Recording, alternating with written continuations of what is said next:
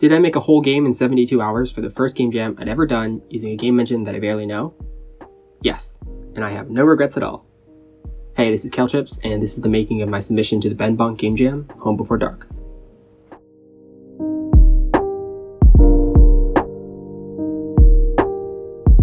So this is Home Before Dark. It's a puzzle platformer where enemies and platforms are hidden in the dark, and you have to use light around you to navigate and defeat the enemies.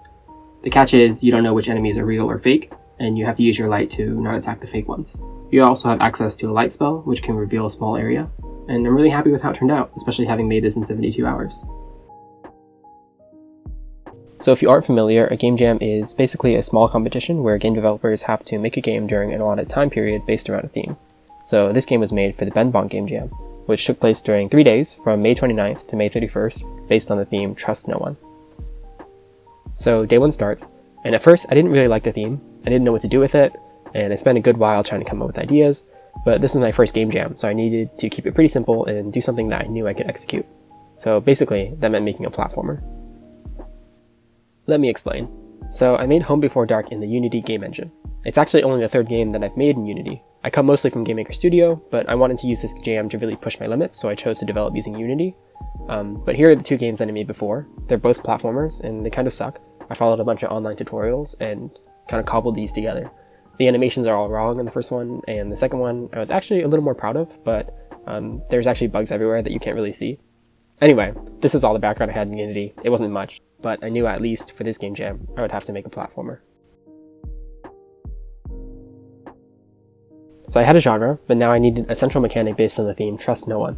And I landed quickly on the idea of there being multiple enemies, but some are good and some are bad, and the game would be about navigating the level while avoiding the bad ones. I toyed for a little bit with the idea of there being like this list that tells you which enemies you can't trust on each level, and that list would change on each level. And I was going to use these little cute animal sprites that I found for that, but I decided it was too tedious to look at a list and selectively choose which enemies you could and couldn't come in contact with, so I scrapped that idea.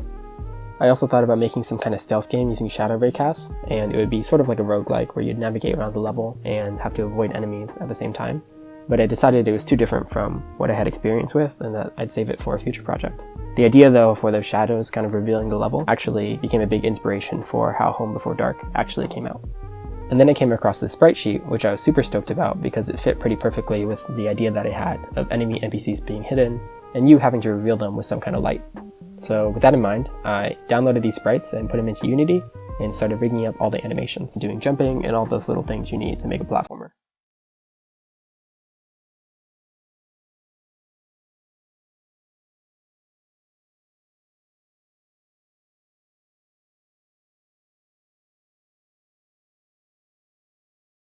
Okay, and by the end of the first day, this is what I had. You can jump around with little triple jumps and shoot out bolts of light that reveal enemies.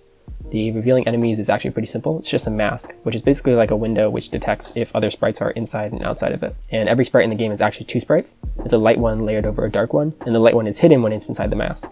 So when you shoot out this light bolt, it creates that window and is able to tell which light sprites to hide so that you can reveal the dark one underneath it. And the light spell actually moves around with the homing script that I wrote. It's based on cross products and stuff. It's pretty neat, but it's a lot of complicated math. I ended up coding it successfully, but I'm not gonna lie, it was pretty sloppy. But it worked, so I called it a decent start to the first day.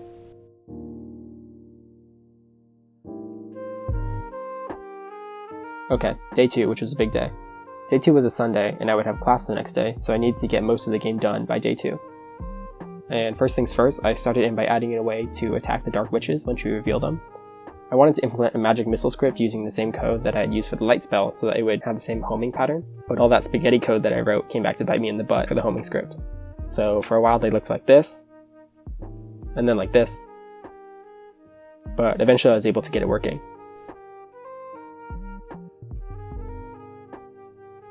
Alright, with that out of the way, I still had a ton of work to do. I had to get enemies moving and animated, which I had kind of a hacky fix to.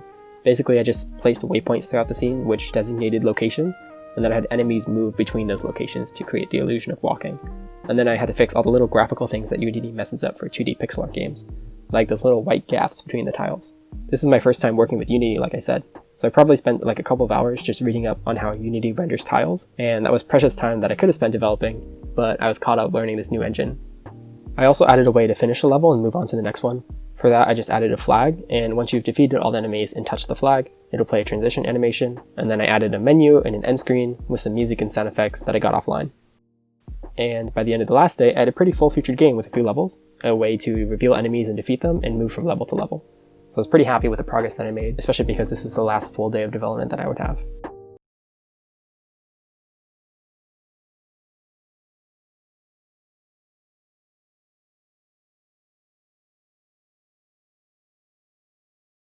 Last day of the jam. Game is due at 3 p.m, so I don't even have the whole day. Like I said, I had class, so I woke up early to finish up the game quick.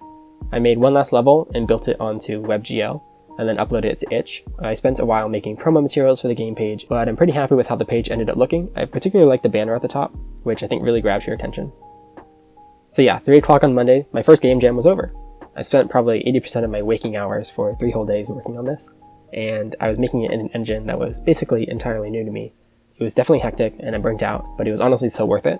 I'm proud of how the game turned out, and people seem to like it. It seems to be pretty popular on the Game Jam page. So voting is happening now until Saturday, and I guess I'll get to see if it goes anywhere by then. So if you want to play Home Before Dark, you can find it at the link down in the description.